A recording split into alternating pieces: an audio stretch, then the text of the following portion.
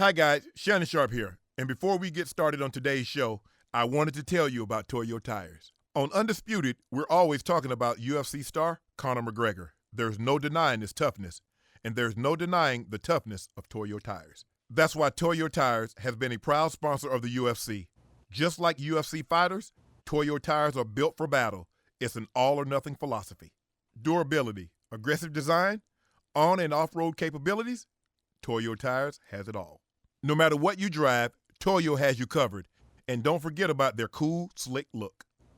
Any vehicle, every terrain, Toyo Tires is the best choice. Tires are one of those things you cannot sacrifice quality on. Trust me, you don't want to be left stranded on the side of the road with a flat tire.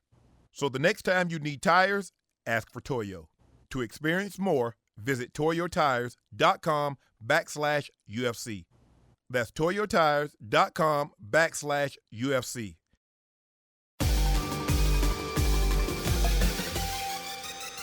Welcome to the Undisputed Podcast. I'm your host, Joy Taylor. On today's show, the Cavs and Celtics pulled off a blockbuster trade. But which team won the deal? Plus, boxing legend Sugar Ray Leonard stops by to talk Conor McGregor's chances against Floyd Mayweather. And should the NFL consider a rule change following Odell Beckham Jr.'s injury? Skip, Shannon, let's debate.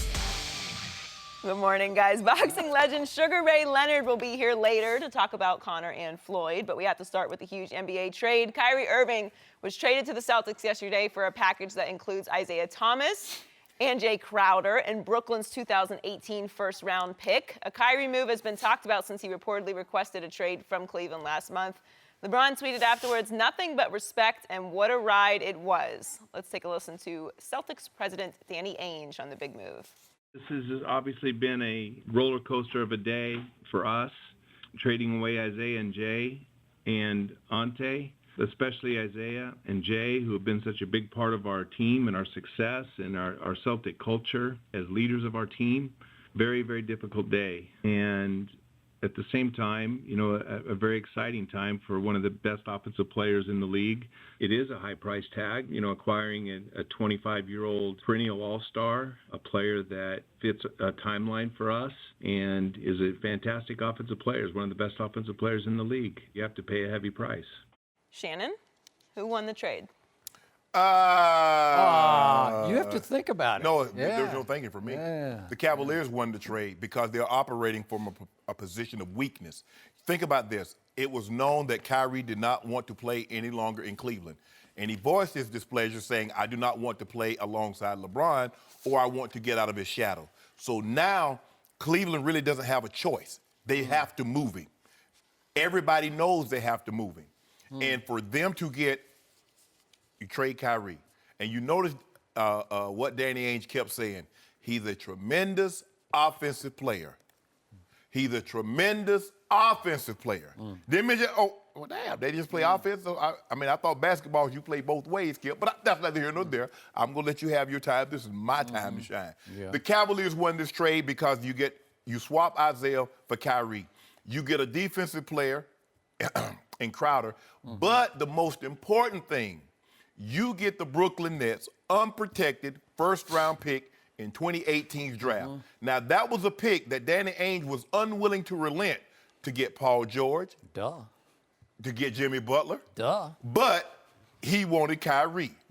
Wish him the best. But you still got LeBron. You still got Kevin Love. You bring in Isiah. Now, Skip, everybody keep talking about, Isaiah's a tremendous offensive weapon. Kyrie's a tremendous offensive weapon. IT is no slouch. He was second-team All-NBA. What team was Kyrie last year? None. Who finished fifth in the MVP voting? That would be who? Yeah, we got him too.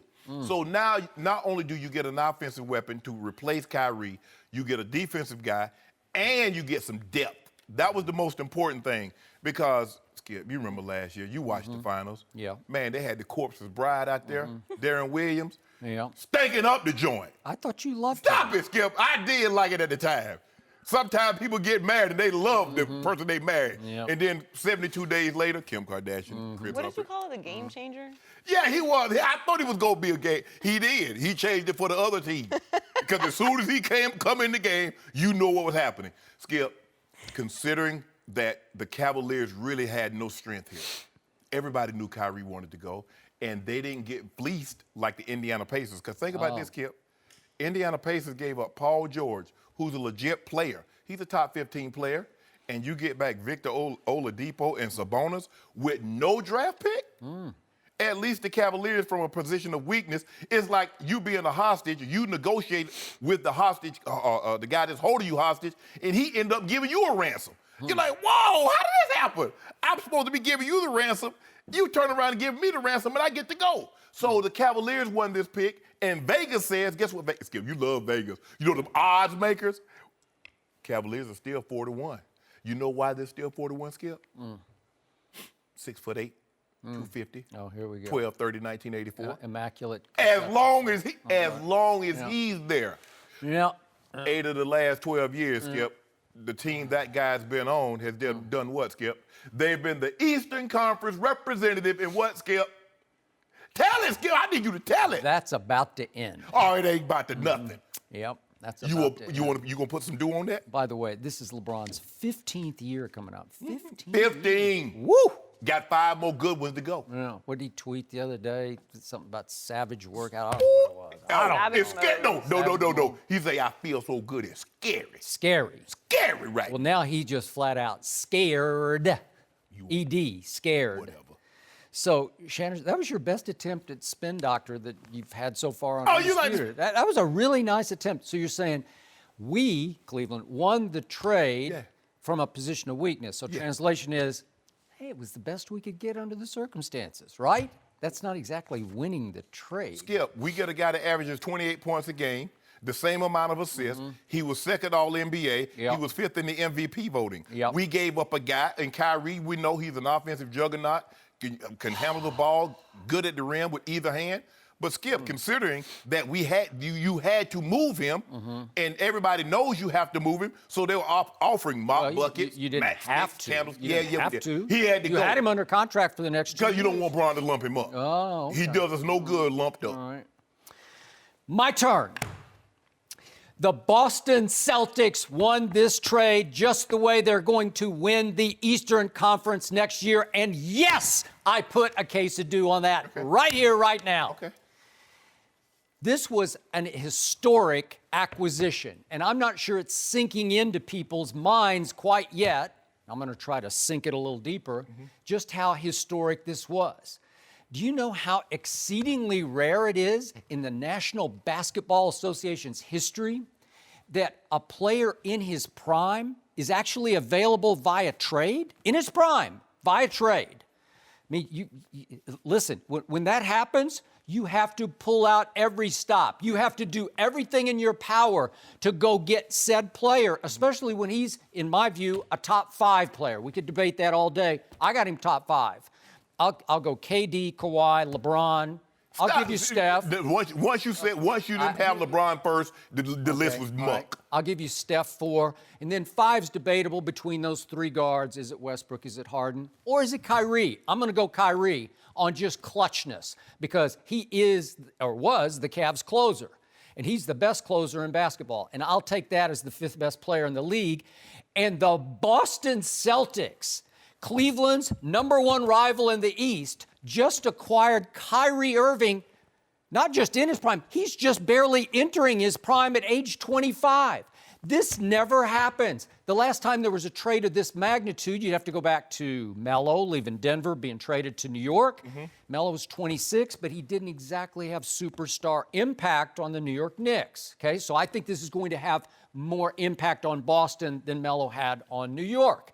And if you want to go all the way back to the biggest trade in NBA history, you'd have to go back to Kareem Abdul-Jabbar. Yeah, from Bucks. From the Bucks to the Lakers. And it was the same circumstance. Kareem told him, I want out, man. I'm not going to stay here. I don't want to re-sign here. I got a year to go on my contract. Just get me out of here. And they basically, the Bucks did, traded Kareem Abdul-Jabbar to the Los Angeles Lakers for 4 Jay Crowders. That's basically what it was in the end. Okay, so that's magnitude. That was historic. Yeah. This will turn out to be historic. So, in return, let's put this into perspective. The Cavs got back a ball-dominant point guard who's a defensive liability because he's only 5 feet 9 inches tall. So let's get this straight. Kyrie is 6 feet 3 inches tall. And when Kyrie wants to play defense, when he decides, which we see him do in the finals against Steph Curry, we saw it 2 years ago when they came back from 3-1 down. I thought Kyrie played the hell out of the defensive end against Steph. He can do it when he feels like it. He doesn't always focus on that part of his game, but he is highly capable. The 5'9" guy is just simply not capable because he's just too little. I don't think he has a lot of desire to play defense anyway. And by the way, he is so ball dominant that he had, among guards, the 3rd highest usage rate in the NBA last year. Wow. How are you going to work that out, LeBron? How are you going to figure that one out? Same way LeBron worked it out with Kyrie. Kyrie was ball dominant before LeBron got back. And what happened, Skip? You know, Kyrie's basically a good guy who I think he deferred. I think he really said, okay, I give it up to you, King. I'm going to let you run the show. Yeah, he about to defer. That's why he's no longer a Cavalier. Isiah has been used to running the show in Boston, and I think there's going to be a little clash of egos and wills. There's going to be an adjustment period. No more so than what happened when Kyrie was there. And by the way, Isiah Thomas, if memory serves, is coming off a very serious hip injury, chose not to have surgery. And the shock of shocks to me yesterday was I saw a quote from a source inside the Cavs on ESPN.com who said, "We're eager for our doctors to take a look at Isiah's hip." You're eager to take a look? You didn't look at, they don't even know what they got. Is this not a big X factor? Brad Stevens said on as recently as Monday, we don't expect Isiah to be ready for camp. You sure about his hip? LeBron, are you sure? As long as you have LeBron, you're going to be favored in the East. At worst case scenario, Skip, you have the unprotected pick from the Brooklyn Nets. But I'm talking about LeBron for next year. So he's got a big X factor at the point guard. He got back a nice player in Jay Crowder. I like Jay Crowder. 14 points and 6 he averaged last year. Not bad, and he will defend. Yes. But is he a life changer, a game changer? He's just another bench player, I think. No, I don't know. Maybe he starts, but... Okay, but here's the thing. Again, Skip, the Cavaliers are operating from a position of weakness. Why is that? Because it's LeBron's fault. It is LeBron's fault. How? Because he would not commit long-term to the Cleveland Cavaliers. So it forced Dan Gilbert, who's the de facto GM of the Cavaliers, because there's some 32-year-old now in that position. Good job he got. Yeah, 34-year-old, I think he is. Anyway, Dan Gilbert is saying, I got no choice. I got to go one direction where they've got a pick that I want. And the only team that has a pick that I want is my #1 rival, the team that won the most games this past year in the Eastern Conference. Yep. The Boston Celtics have an unprotected high #1 pick belonging to Brooklyn. Yep. It could be that Marvin Bagley kid, who, the #1 recruit who went to Duke. I don't know. It just or the depends. guy that went to Missouri. I think he transferred. He was going to Washington. One of those. So it could be a good player or it could not be a good. You don't know. But you got a potential to have a top 5, and then it's up to the lottery, right? Right. Okay. So I get that, but that's not going to help LeBron if, in fact, he's going to Los Angeles or going to San Antonio or wherever he's going to go. Because next year, all he got was the X-factor point guard who's 5'9", ball-dominant defensive liability with a bad hip, and Jay Crowder and Zizic. And I don't know, Zizic is a Croatian kid, 6'11", but he hasn't played one dribble in the NBA yet. So I don't know what he is, a project? I don't know. Is it going to help LeBron next year? No. I think not. But Skip, you say Isiah Thomas is ball-dominant. What was Kyrie before LeBron came back? He was a baby.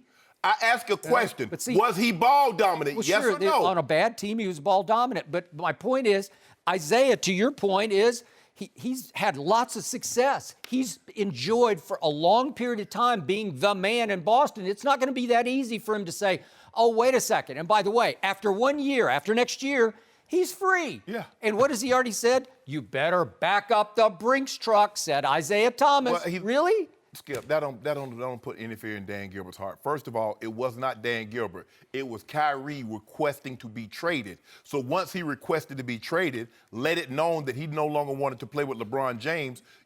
LeBron's not going anywhere. I don't care if LeBron had 2 months on his contract. They would rather get rid of Kyrie, who has 2 years plus an option, which is 3 years, than get rid of LeBron with 2 months. Okay. That so, just goes to show you. Bottom line, Shannon Sharpe. Yes. Cleveland got a little worse because they lost Kyrie Irving. And Boston got a lot better because they got Kyrie Irving. You got to boil it down to that. You can't disagree with that premise. You think Cleveland's better right now? No. They're still going to win. Are they going to be the representatives of the Eastern Conference? No. Yes. No. Skip, you talk like Gordon Hayward is like that. I never said that. Al Horford was 41st in rebounding as a 6'11" power forward. Think of this. You got at guards Kyrie Irving and Gordon Hayward, who's not bad. I never said he was great, but he's not bad. Okay. You got Al Horford in the post, and then you got a combination of Marcus Morris. Marcus Morris is probably going to be your power forward, but you got those kids, Jaylen Brown or Jason Tatum. Okay. They're really talented kids who might just, especially Jaylen Brown is coming, and we saw Jason Tatum in the Summer League. They're going to make big noise. That's a talented 5 or 6 players. You still got Marcus Smart and Terry Rozier and my guy Aaron Baines from San Antonio coming off the bench. That's just a better team than LeBron's got now. Kyrie Irving is a Celtic. You keep talking about talent, but every guy in the NBA is talented. But I'm going to throw at you. I'm going to throw LeBron James. And then I'm going to add Kevin Love. Kevin Love was still 2010. You don't like Kevin Love. It doesn't matter. He's better than Al Horford. I don't think he is better now. Go out your mind. He's not. He's not better than Al Horford. Al Horford had one season in which he's Al Horford could do a lot more things in the post. Like what? Everything. Like what? He's a better all-around basketball player. He doesn't average more rebounds. I'll take him. But I'm saying, you keep telling me you'll take him, but what's... Better passer, he's just a better basketball player. Skip, what is he, a quarterback now? I don't care about him being able to pass. That's what LeBron's for. Kevin Love turned into a spot-up three-point shooter. That's what is Al Horford? Huh? What is Al Horford? He's not a spot-up three-point shooter. He's a 14-point, 6-rebound-a-night power forward. You guys are in trouble now. You out your mind. This is some... That's not what Vegas says. There's no what did Vegas more say? cakewalk. What did Vegas say? They didn't change the odds at all. Exactly. So what did they tell you? Except they dropped LeBron's MVP odds, and they really dropped Isiah Thomas's MVP odds, and they really dramatically increased Kyrie's MVP odds. Why would that be, Shannon? Skip, I told you. Once he saw Russell Westbrook get the adoration that he got for not winning a title, he's like, I can do that. Plus, he has the ring already in his pocket. All I'm saying, if he was so good, why didn't Vegas move them from 10-1? They're the exact same thing they were yesterday. 10-1. Why is that, Skip? They got an MVP that's on the rise. They got Al Horford that's on the rise. They got Gordon Hayward who can really play, but they're still 10-1. Why, Skip? Because they're waiting to see how both teams will come back together. On. That's not how Vegas does it. Vegas said the odds. I love this team. I don't care what the odds are. This team is better. Boston is better than it was, and Cleveland is worse than it was. Explain how that's wrong. Explain it, because you can't. Skip. Cleveland's not as good as Cleveland was. You lost Kyrie. Cleveland got a score. Kyrie averaged 25, Isiah averaged 28. He's not going to average 28 with LeBron James, but he'll still be somewhere in the mid-20s. Now you also got a defender, and you also get an unprotected. This is what we know. This is not a ping pong tournament, but the Brooklyn Nets will have a lot of ping pong balls because they're going to be terrible again. I don't care if they got DeMar Carroll. I don't care if they got D'Angelo Russell, because as soon as D'Angelo Russell gets some dirt on one of his teammates, he's going to put it on Snapchat, and they're going to fall apart again. Well, they got Allen Crabbe. So all of that, you have to root against them. I ain't rooting against nobody. Yeah, you are. All I'm saying is, as long as the Cavaliers have LeBron James, they'll be just fine. And all I know is that Kyrie got his ultimate wish, because not only does he get to go to a good team with a fine young coach and a great tradition, he gets an opportunity to go head-to-head with the guy he does not care for, the guy he wanted out of. And guess what, Skip? Kyrie said, bring on LeBron James. Do you think Kyrie vetoed this trade? No, he said, please, I want to... He got no veto power. Well, he could have told Boston, I will not re-sign long-term there. So he said, I am committed to the Celtics, because he is committed to taking down an aging LeBron James. How many guys? Here he comes. There are 3 guys in the NBA that have a no-trade clause. Dirk Nowitzki, one Carmelo Anthony, and who might the other one be, Skip? I don't know. You know who it is. Say it. LeBron James. The guy who just sabotaged his own chances next year by not committing long-term to Cleveland, because Cleveland could have gotten a better deal if it didn't need that draft pick. It needed the draft pick to secure its future in case LeBron is not part of its future. Yeah. So, LeBron, good luck next year. LeBron said, Dan Gilbert, Kyrie, y'all do y'all. I'm going to do me. I'm committed to the 2017 into the 2018 season. That's what I'm committed to. After that, we'll readjust our focus and see where we're going from here. I'm not worried about it because you know what? They're still going to the finals. Now, they probably lose 4 straight to Golden State because they got a juggernaut out there. But don't worry about it, Skip. Boston's not going anywhere with Al Horford and Gordon Hayward. You make it seem like Gordon Hayward, Larry Bird. Kyrie and company will not lose 4 straight to Golden State. You're crazy. They will not. You're right. You already said you predicted your team will lose 4 straight if it gets there, but it's not going to get there. First of all, Skip, you're right. Kyrie not going to lose 4 straight because they're not even getting that Eastern Conference. LeBron's getting out of the Eastern Conference. You know that. I know that. I do not know Man, that. You're in trouble now. And you know what? For once, the Eastern Conference finally got interesting. It is more competitive. But here's the thing, Skip. You still building your team around what, Skip? A 6-foot point guard. It's not a 5'9" point guard. It's 6 foot. Who? Kyrie. Well, you just shortchanged him by 3 inches. He's 6'2". We the same. I might be a little taller than him. You want me to pull up the picture? Yeah. I got the picture. I took it at the parade. I'm going to erase it off my Facebook page, too. I want no rim to see him. Have you ever seen you a coming better... to the petty side? That's so good of you. I'm being petty. I'm getting rid of all my... Let it wash over you, My Shannon. Dorn Becker, Kyrie Irving. I'm getting rid of all my Kyrie Irving. Welcome to the dark side. Wait, are you the guy who used to say, "Unk"? We go, "Unk." Yeah, we had best shot maker in basketball, best handle in basketball, but right? he no longer pays for it. Okay. I mean, hey. Yeah. If Nicole Murphy was my girlfriend, she was beautiful when I had her. Yeah. But when she leave me, I leave her. I'm like, hey, she ain't the same anymore. The first game of the season, Celtics-Cavs, October 17th. Wait, I got to say this one last time. Kyrie is a Celtic. You believe that? Kyrie's a Celtic. There will be no Lucky Charms. Ooh. You want some on that first game? No. Oh, I didn't It's think at so. Cleveland. I don't care where. Hold on. You mean to tell me the shot maker, Uncle Drew? I love it. No mercy. There was a huge trade in the NBA, so we had to bring in our NBA analyst, Chris Broussard, live in New York. Hello, Chris. Hi, Joy. It's great to be back on the show. I miss you guys. Even Skip. I even miss Skip. Yeah, we can't tell since you've been away for 3 months. I'm going to wait to see if I miss you, to see what you have to say. Well, it's good to have you back, Chris. Let's get to the particulars of the deal. Kyrie Irving goes to Boston. The Cavs get back a package that includes Isiah Thomas, Jay Crowder, and Brooklyn's 2018 first-round pick. We've been hearing about a potential Kyrie move since he reportedly asked to be traded. So, Chris, how surprised were you? Well, obviously, we're not surprised he was traded, but it is surprising whenever you see 2 conference rivals make a deal, especially one involving stars. I mean, that's a rarity in the NBA. So that was a bit surprising. But in over 20 years of covering the NBA and talking to executives, the best executives have always told me, while you don't want to trade a player, a star player, to a division rival or in the conference, at the end of the day, you have to make the best deal for your team, regardless of what it does for the other team. And I honestly believe that this deal was good for both teams.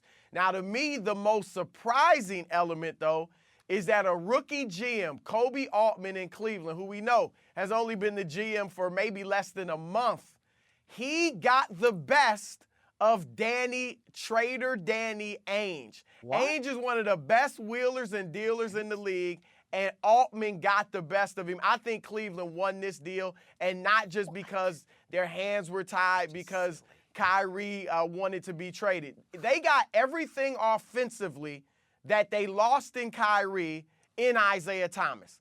Then they added a very good defender in Jay Crowder, who I think, along with Jeff Green, which was an underrated pickup in free agency, I think that this is bringing Cleveland back to its identity. All season long, I talked about how they lost their identity of toughness, being hard-nosed, being a defensive-minded team.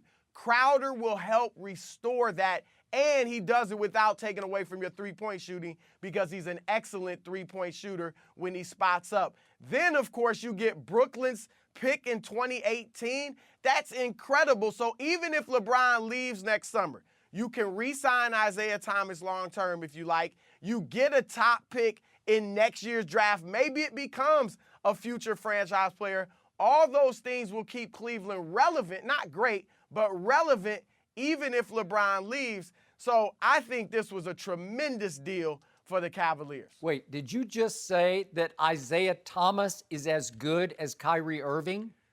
No, Kyrie is the better player. I'll give you that. But they're both great isolation players. They both can create their own shot. They both are clutch. Isiah was one of the top fourth quarter scorers in the league last year. They're both mentally tough. Isiah scored 53 points on his late sister's birthday, less than a month after she died in that tragic car accident. And Isiah has proven one thing that Kyrie hasn't, even though Kyrie's better. He's proven he can lead a team to wins. Kyrie has never proven that before LeBron or since LeBron got there when he's out sitting out games. Go ahead, Shannon. Never gonna get it, never gonna get it. Chris, I agree with you. I believe because you're behind the 8 ball, for the simple fact everybody knows you must trade Kyrie Irving. So they're coming to the table offering you basically role players, backup players. And it's like, no, wait a minute. And I get it. You never want to deal with a guy in your conference. In football, it was a division. But if this is the best deal I can strike, I'm getting the most I possibly can, and I'm going to live with the result. To get the Brooklyn Nets unprotected first-round pick, we know they're going to be in the lottery. There's a good chance that pick will be a top 5 pick. You get an offensive weapon to replace Kyrie, but you also add defense in Jay Crowder. I believe the Cavaliers won, although they had to give up a great player to get this. Cavaliers won this deal. They won this deal? Trader Danny Ainge just pulled off the all-time NBA heist. He just, as the chief rival of the Cleveland Cavaliers, he just acquired Kyrie Irving at age 25, just entering his prime. And in return, all that LeBron got for next year is a 5'9" defensive liability, ball-hogging point guard with an iffy at best hip. A guy who is not, according to Brad Stevens, even going to be ready on that not surgically repaired hip. He chose not to have surgery for training camp. That's a huge X factor. The Cleveland doctors have not even examined the hip yet. Who knows what damage was done that has not been corrected yet? And you're saying they got steel. That's ridiculous. Jay Crowder is a nice player, but he is not a life changer. And so all you got next year was an iffy hip and Isiah Thomas and Jay Crowder back for Kyrie Irving. The Celtics are better. The Cavaliers are worse. It's as simple as that. And the Celtics, by the way, already had the best record in the league last year. So I give them a much better chance of beating LeBron head-to-head, which is why I like Boston to win the East with Kyrie as the man and Gordon Hayward as the 2 guard, and those kids, Jason Tatum and Jaylen Brown, and Al Horford and Marcus Smart coming off the bench. That team's better than Cleveland now. We have no idea what Jason Tatum is. No, because he ate it up in Summer League. I have an idea. He's ready. I have an idea. He's pretty good. He's pretty good. He's not going to come in the league, especially with Hayward and Kyrie there, and light it up. He's just not. He's not going to have the opportunities if he does have the ability. Jaylen Brown, okay, let's see what he is. He was pretty good in spot minutes last year, but let's see what he does. Cleveland got much better defensively. I know you would even admit that. They got much better defensively. Yeah, Isaiah's a defensive liability, but so was Kyrie. Yeah. So was Kyrie. You know what? Now, wait a second. Kyrie is, let's see, 5'9" to 6'3". How many inches is that? 6 inches? He's 6 inches taller. And you know and I know when Kyrie decides he needs to play defense, he can flat out play defense. Isiah just can't play. He's too little to defend any 2-guard or point guard. Isiah gives you all the offense Kyrie did. And so what if he's back in November? Even if he's back in December, that's okay as long as he gets healthy. He will be healthy. You don't even know. Remember, he's also got extra motivation. This guy has averaged 20 points throughout his career and never been paid. He's making like $6-7 million a year. This is a contract year. He wants to go out there and not only play well individually, but win, because that's the question some have about him. Can he fit with other guys when he's not the man? We know he can do it individually. We know he can lead a team to be pretty good, even as the best player. Once he shows he can fit in as the second, maybe third best player on the team, as he'll be in Cleveland, then I think he'll get paid, and that's what he wants to do. So you got a motivated Isiah Thomas to help out Cleveland. No doubt they won this deal, Skip. Go ahead, No LaShawn. doubt. Chris, can I ask you a question? When did Kyrie Irving become Alvin Robertson on the defensive end? Thank you. Thank you. I mean, he locked up Steph? Yeah. Really? He did. I saw it in games 5, 6, and 7. I thought he did a really good job on Steph. And by the way, he hit the shot in game 7 that won the game, and he was the closer for the Cavaliers. And I'm not sure Isiah is going to be the closer. And by the way, he had the 3rd highest among guards usage rate last year. So is LeBron going to have a little bit of a problem adjusting to that, to a guy who's been the man in Boston? I think the chemistry between those two is going to be iffy at best, along with Isaiah's hip. I will tell you this. I spoke to several executives or texted with several executives last night. And a lot of them were saying that a lot of the players in Boston really weren't that fond of Isiah. We know he had those problems in Sacramento and in Phoenix. I didn't know he was having those issues, according to these executives, in Boston. He is known as a headstrong guy. He's got a huge ego. They say he's got the Napoleon complex. Yeah. You know, he always has that chip on his shoulder. So I'll give you that. But he knows the situation he's stepping into. He knows LeBron James is the best player in the world, and he knows the best way for himself to get paid after this season is to play well and help Cleveland get back to the finals. And just like I told you when Durant went to Golden State, immediately they're winning it all. I'm telling you, Cleveland is winning the East, and they're better equipped to play Golden State than they were By the way, that before. was the first prediction you got right in the 10 years I've known you, but I'll give you that one. And thank you for being objective about Isiah clashing with his Boston teammates. I got to go. Let me do one more quick point here. You guys are both giving your man LeBron a pass for this because you both know and I know why Cleveland was backed into a corner and had to look for the draft choice out there, which was Boston's draft choice, is because LeBron would not commit long-term to an area and a team that you, Chris Broussard, love, the Cleveland Cavaliers in Northeast Ohio. And all of a sudden, Dan Gilbert said, well, I have to trade with my arch rival in the East because they're the only one with the pick I need for the long term because we're starting to think LeBron's not going to be part of our long term. So I say LeBron effectively sabotaged his ability to trade fair and square. Well, like I said, I think this was a very good deal. I think you got players that can help you in the present, and you got a potential pick that'll help you, or a pick that can help you in the future. This is where I'll fault LeBron. I talked about it on the Colin Cowherd show last week. Cleveland had a deal heading into the draft where they could have gotten Eric Bledsoe and Paul George for Kyrie Irving, a 3-team deal with Phoenix and Indiana. Dan Gilbert would have done it if LeBron had been willing to sign long-term. He wouldn't do it, and that's why Gilbert didn't do that deal. That was an even better deal than I think this is. So I'll fault LeBron on that. But I think they still came out and did great in this trade. Oh, if they'd have got Paul George and Bledsoe, they'd won the chip. They'd have been right there. Chris, thank you so much. And of course, Zizic, that puts it over the top. You know, some 6'11" guys never it's a played. game Hey, changer. Chris, before you go, sleep. can you tell Skip that Kyrie Irving had a higher usage rate than LeBron James in the regular season last year? Since you talk about ball dominance? That's right. Okay. It was That's by right. And was very ball 1/10 dominant of a before percent. LeBron. They're dead even. But No, it was just no for the dead record. even. We'll Yes, leave it there. was. Chris, thanks so much for joining us. All right, guys. No mercy. We'll be live in Vegas tomorrow and Friday to get ready for the Mayweather-McGregor super fight. Come watch the show in the audience. We'll be right outside of T-Mobile Arena.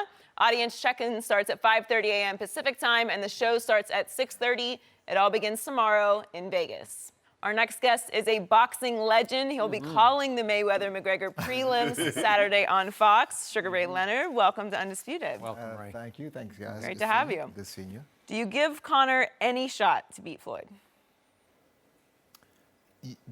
Yes, you give a shot, but if that shot's this much or that much.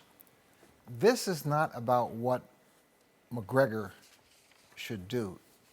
It's all about what Floyd Mayweather won't do. In other words, it happens to all of us, from the greatest Muhammad Ali to little old me. We get into that ring one day, and we're 40 years of age, and nothing happens. You don't have the same zest, you don't have the same speed, you don't have the same radar. That happens. It's inevitable. It's going to happen. Will this be that night for Mayweather? That's the big question mark. So again, it's not what McGregor's going to do, it's what Mayweather doesn't do. And he is 40 and a half years of age, and he really hasn't been tested for almost 3 years, back to the Maidana second fight, because Pacquiao tried to fight with a torn rotator cuff, and it was just, they just danced for 12 rounds, and it was almost unwatchable. And Andre Berto does not count as a quote-unquote fight, so no test for a long time. And remember, Floyd retired, and I believe that in his heart of hearts he was retired. But so much money piled up on the table, he finally says, you know what, I got to do this. I can take this guy. It won't be a big sweat for me. I won't have to work that hard in camp. And you know and I know that's a dangerous mentality to take into what I think is going to be a contest. Because the other guy's in his prime at age 29, and he will come hard for Floyd.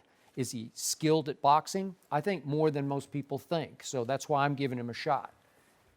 But also the fact that he's making his professional debut against one of the best defensive fighters he is in the world. And again, the fighter that McGregor is, a fighter, he's a bad boy, no question about that. Again, props.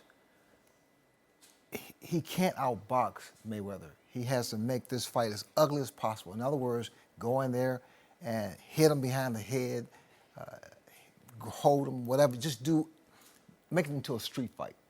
The more that becomes apparent, the better chances that he has. But when you look at boxers, Sugar Ray, you were used to seeing, you could see the punches, and when you saw the punches, okay, here's the punch, boom, you could take it. But Conor's never really seen punches thrown from a boxer as skilled as Floyd. He doesn't think Floyd can knock Conor out. Do you think? Yes, Floyd can knock him. Yeah, Floyd hits harder than you think he does. He's just fought guys who had a solid chin. I mean, you can't teach chin. Right. You're naturally capable of dealing. Ain't no muscle in the chin, huh? Exactly. There's no muscle. But the fact that McGregor's punches are here, and those are big, but those are the kind of punches he has to throw and he should throw. Right. A lot of them. The key here, you're going to see Mayweather for the first round or two, I feel, just going to feel him out. Just see it pop. In other words, just try shots. That good old leadoff right is the perfect punch for a southpaw. The perfect punch, the right hand, leadoff right, and Mayweather has one of the best leadoff right hands. He throws it like a jab. Oh, it's beautiful. It's absolutely beautiful. And What is a jab? Okay, I'm going to remind you, Floyd has not KO'd anybody, knocked out anybody since 1999. So, listen, do not underestimate the chin of Conor McGregor. He's been taking shots to the chin with 4-ounce gloves, basically bare knuckles. So don't disrespect that. No, I don't disrespect anyone that get into that ring, first and foremost. But the fact that first of all, both guys will be nervous. We don't say that, but we are nervous in the ring. Right. But we control it with our composure. But again, that punch there is those punches you don't see that hurt. Okay. All right. I hear you. I got it. But that works in reverse also. But he throwing it for so far, Floyd is going to be able to, he's throwing that from Reno. Oh, here come that left. Block with the right. Okay, so I am now speaking to the man I consider the greatest boxing strategist in history. Nobody, especially during a fight, could calculate and reset and recalculate the way this man could. Right. Whatever was required, you would crack the code to win the fight, even if you were against a superior opponent. I believe that McGregor has a higher boxing IQ than you're giving him credit for, that he has great imagination to go with that IQ.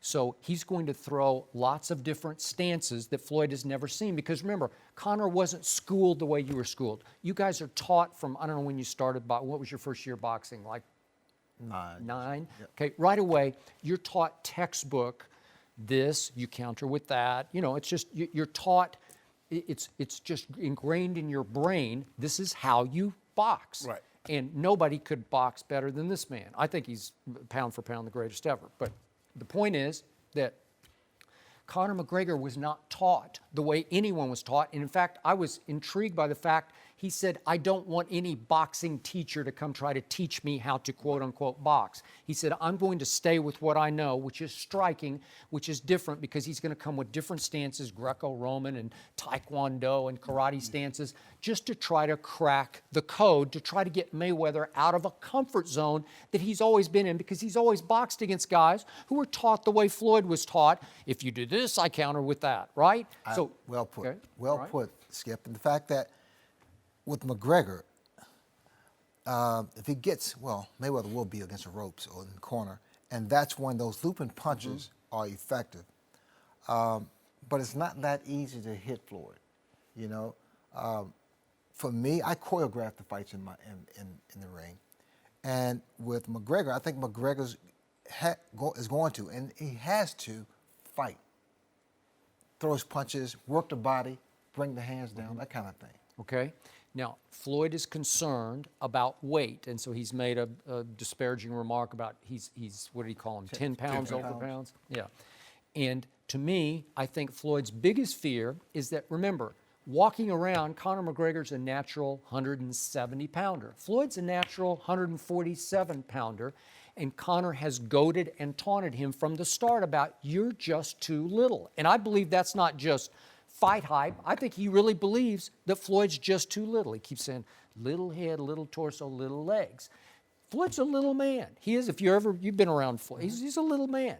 So I think the fear is that Conor will try to just manhandle him, overpower him, just power through all the sweet science, all the everything. Floyd's the ultimate textbook how to avoid punches. I understand that too. Just McGregor, bully it. yeah. Just attack it. And McGregor feels that he's the bigger man. And in fact, he is the bigger man. But again, with Floyd, it's like, okay. Sloppy Joe. Mouth bloody. What happened? What happened? But can I ask you this? In boxing, you're taught that your hands and feet, they're tied together. Where Conor McGregor, while he might get in all these stances, he's getting in these different stances in the MMA ring because he's trying to kick, he's trying to knee, he's trying to do different things. Now, if he's trying to tie his feet to his hands, and that's something that he's not used to, he can't generate the same power. It's different when you punch and you sit down on them punches as opposed to just... Right. But McGregor can punch. He can punch. I mean, that stuff here, that's just fun and games.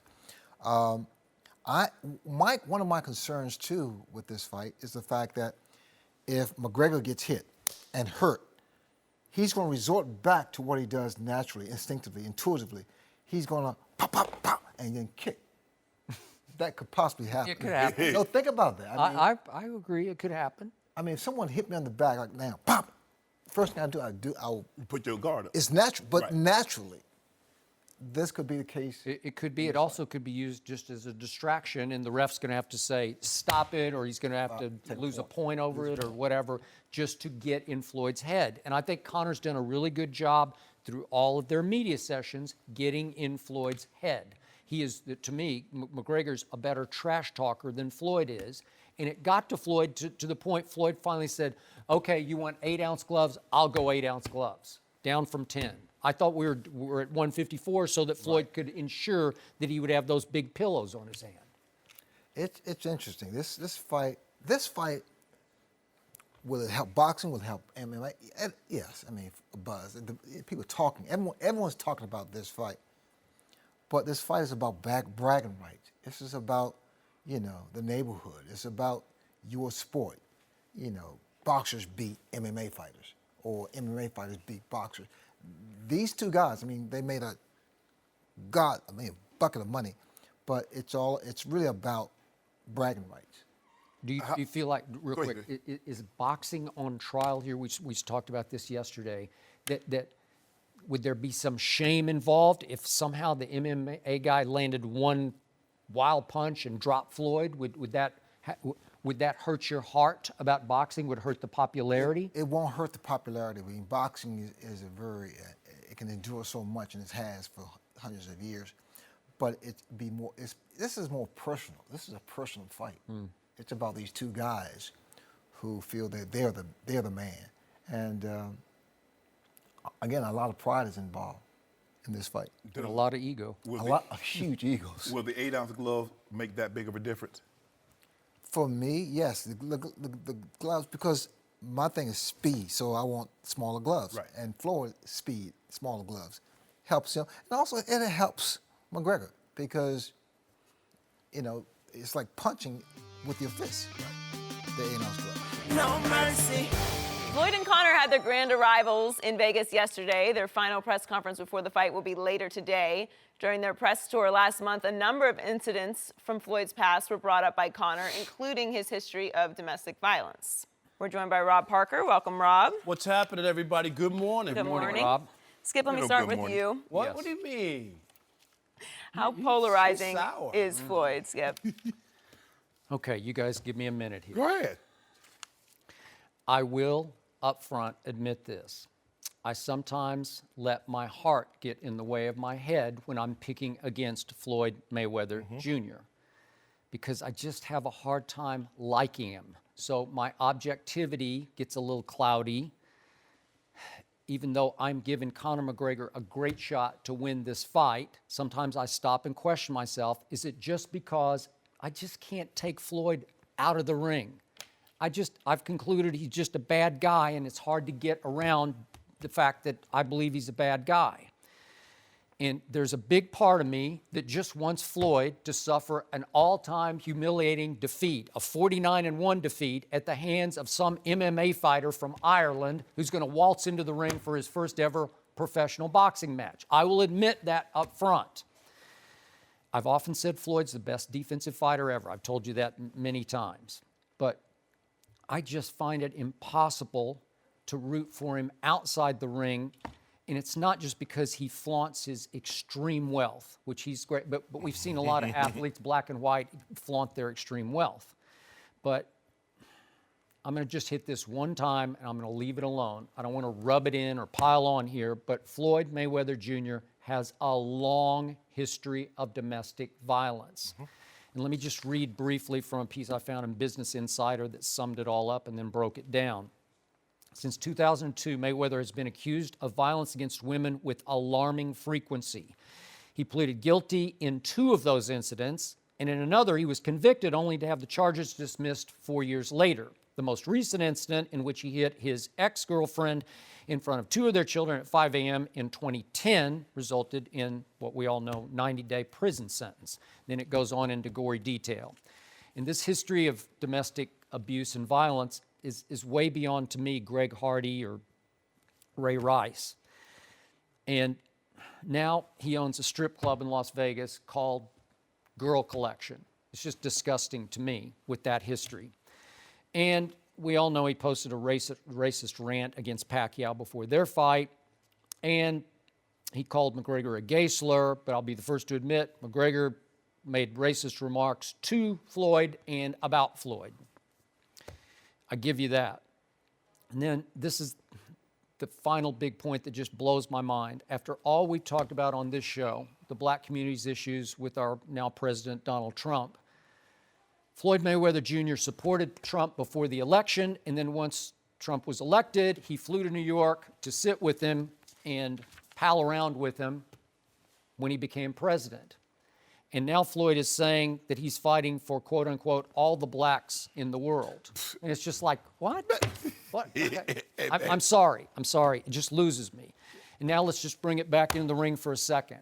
I have tried over time, because Floyd's been really great at what he does. I've tried to like him as a fighter. But at times he becomes unwatchable in the ring because he's such a defensive master that he's ruined boxing for me in many ways because it's just hard to watch. Right. Because there's going to be a lot of hunting and packing, and there's going to be a lot of flicking and running, and it is sweet science. I give you that, and it's beautiful to watch if you're just looking for the science of it. Right. But the entertainment value is next to none. So now I have a hard time loving him as a boxer, and I have an impossible time trying to love him outside the ring. Your thoughts? Skip, I agree with you. It is sometimes hard to like Floyd. Let's just take inside the ring. The reason why he's not embraced like the Leonards and the Alis and the Haglers is because they fought.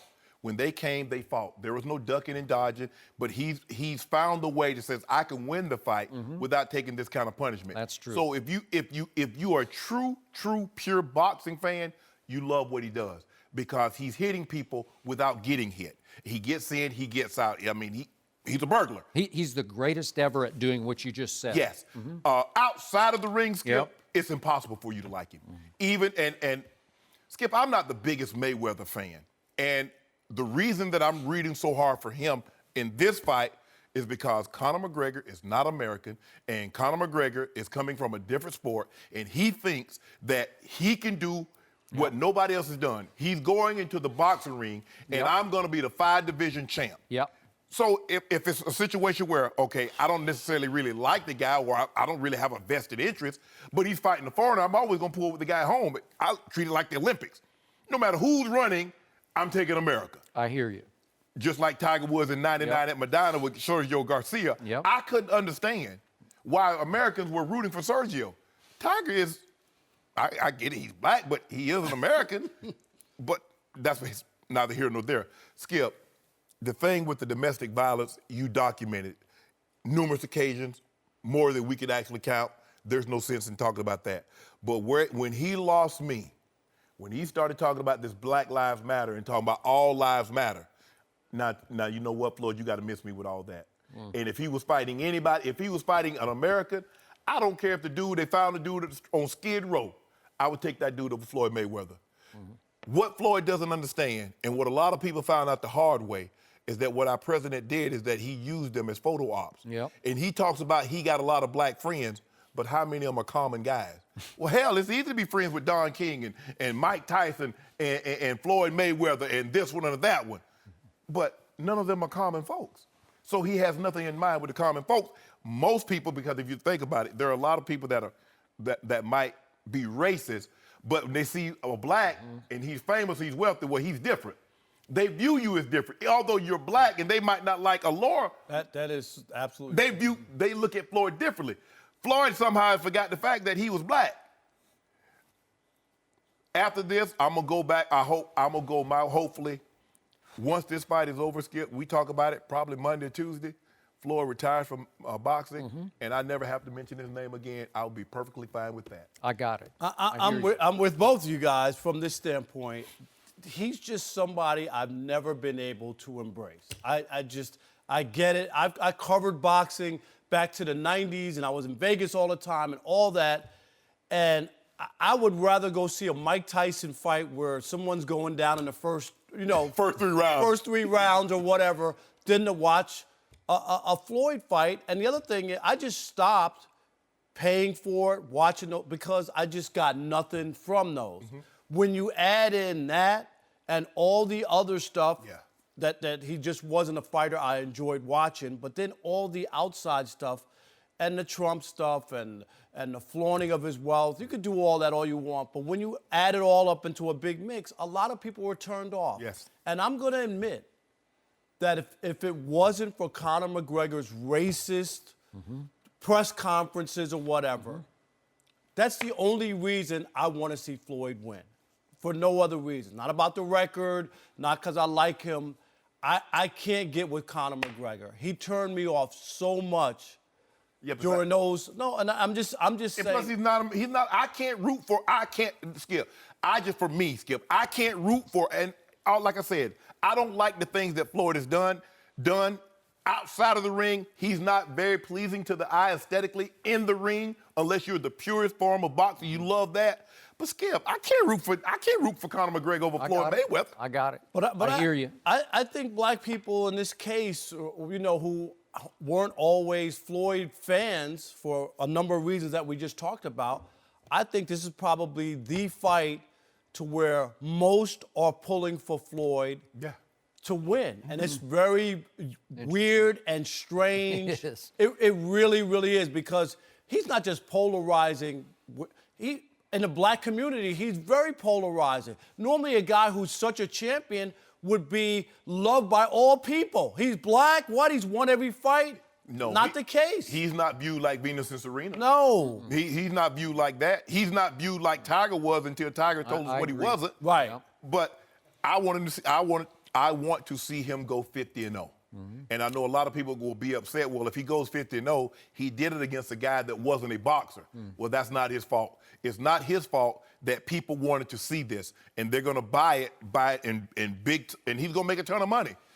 That has a lot to do with it also. But when he started talking about these politics, and he talking about all lives matter and black lives, I was like, dude, you have no idea what you're talking. You have no idea. You have none. And look, you like who you like, Skip, because like I said, most people vote with their back pocket in mind. And then you get down to it, all things being equal, okay, where do I stand on this? Where do I stand on that? But Floyd makes it really hard for you to like him. Yep. Shannon, will there be a big celebration? I see him winning, obviously, but I don't think people are going to go crazy or celebrate, oh my God, he did it, he's 50-0. Do you know what I mean? I still don't even think the celebration of him will be as big as it would have been. He should win. I mean, no, right? He should. Yeah. Yes. Weigh in.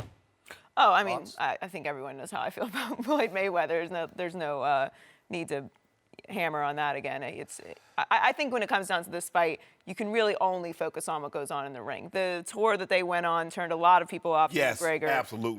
But, you measure the two of them when it comes even to the racist stuff. Mayweather is not exempt from that at all. No, not at all. So, you measure the two of them when it comes to that. I think you can only really look at this fight as what's going to happen in the ring. And to the people that feel that it's not a 50-0 record, this is a boxing match. Yeah. It doesn't matter if I went in there, if you went in there. Right. If you're boxing, you are a sanctioned boxer. It's a sanctioned boxing match.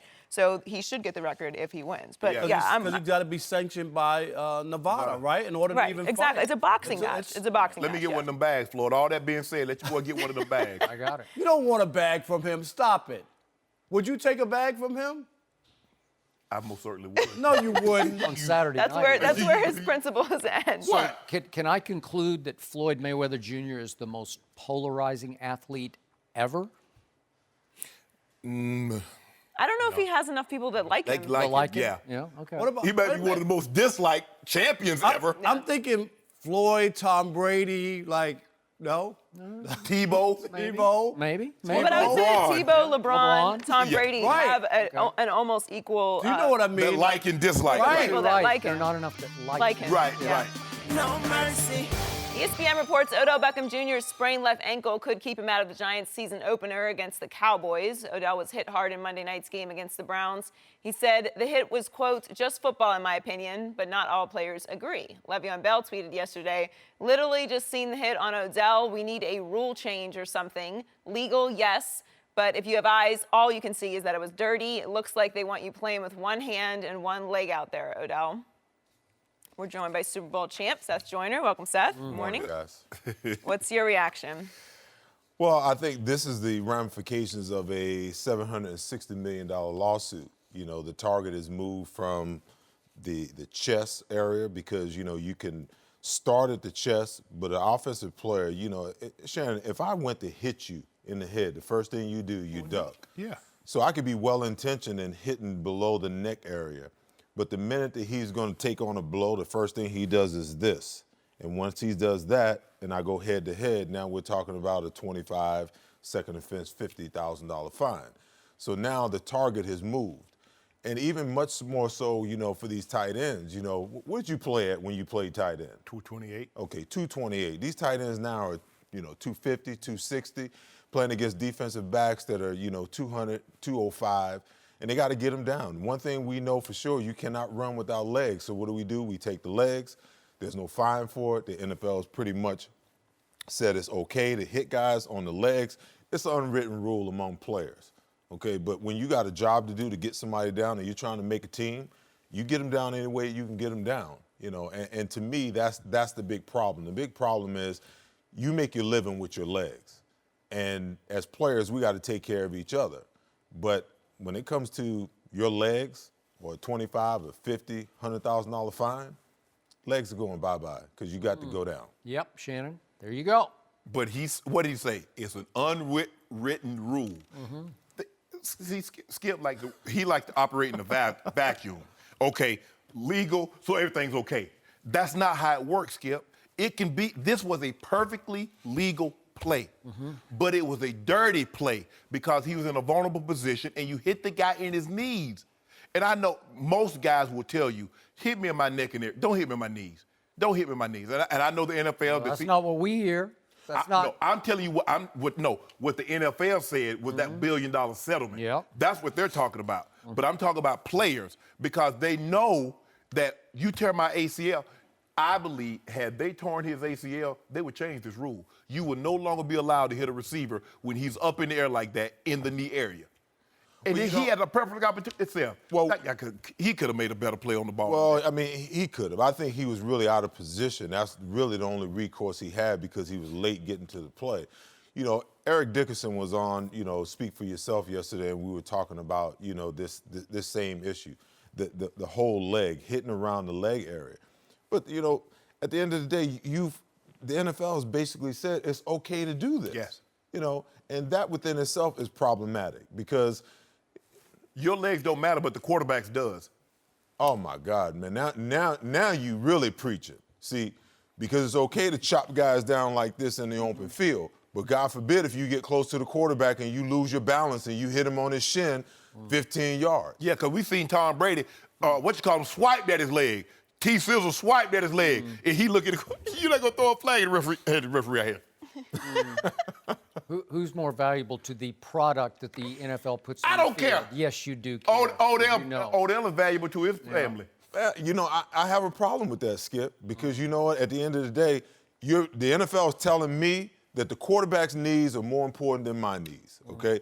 If that's the case, if you want us to stay off the quarterback's leg, then as a linebacker, when I come in and I'm rushing the pass and you got these little running backs that can't, I got outweighed by 15, 20 pounds. A receiver has a much better shot at protecting himself than a quarterback does. No, yes, he does. A quarterback has to read 15 things at once. Odell couldn't even see where he was yesterday. Yes, he does. As he's running his route, you're scoping. You knew exactly where the safety was and the corner was. But I'm vulnerable, Skip, because I'm up in the air. And that's how often do we see you be that vulnerable? How often were you that vulnerable in a game? Probably not that many times. A lot of times. It doesn't happen. Yeah. It doesn't happen that much. We don't see that many knee injuries happen that way. We just don't. And I agree, that was a dangerous play because he was planted and got hit to the side, just below his knee and into the. What happened? How did Gronk injure his knee? Which one? Same way. He got hit in the knee. Play. In the open field, another guy from Cleveland, chopped him down. Oh, he did. He came ACL. Yeah. Okay. Well.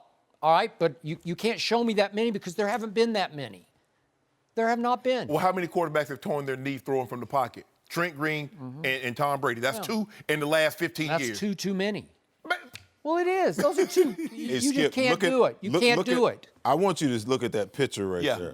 Now, where is Odell Beckham's eyes? You telling me he saw that? Okay. He saw where they were. He had an idea. Yeah, but he couldn't protect himself. The quarterback can't see anything except he's trying to read 4 routes He know where they're coming from. You say Tom Brady.